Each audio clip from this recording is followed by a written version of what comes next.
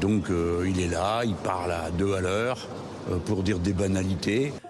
Je voudrais vous indiquer au préalable la vive émotion que je ressens, m'exprimant pour la première fois dans ma fonction de Premier ministre devant vous, et en ayant, vous me le permettrez, une pensée toute personnelle pour mon grand-père qui siégea pendant 9 ans dans cette assemblée pour y représenter le beau département du Gers.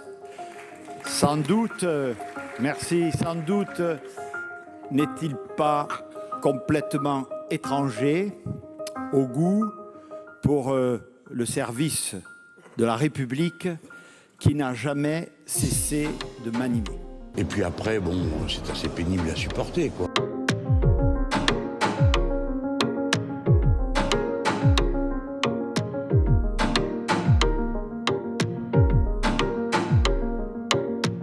Cela signifie que le gouvernement de la République sera tout entier mobilisé, déterminé pour faire face à cette crise et, j'ajoute, dans la continuité des réformes de structure engagées, orienter ces décisions pour que cette crise, vous me passerez la formule, nous serve aussi à moderniser notre pays.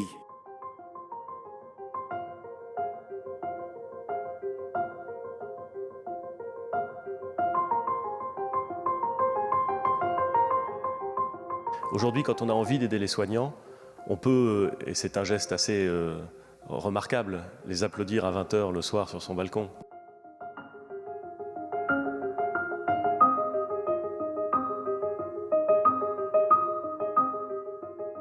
Je suis, mesdames et messieurs, un homme de dialogue pour être efficace par les territoires. Et je suis ici, dans la Chambre, vous l'avez rappelé, Monsieur le Président.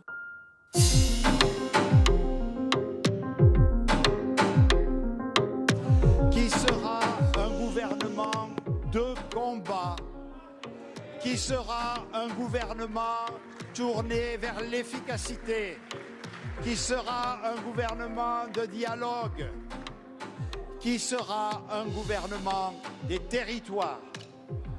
Parce que cela ne répond pas simplement à une conviction dans le cadre des orientations dégagées par le président de la République, parce que surtout ce sera un gage d'efficacité pour lutter contre la crise.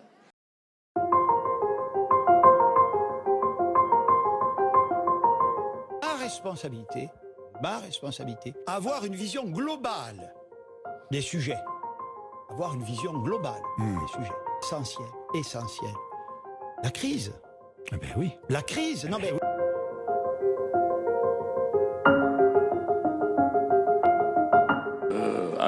Bon, soit on le prend mal et on dit mais il se moque de nous, soit on se dit bah c'est le maximum dont il est capable. Donc c'est pas un beau moment de démocratie parlementaire, ça c'est sûr.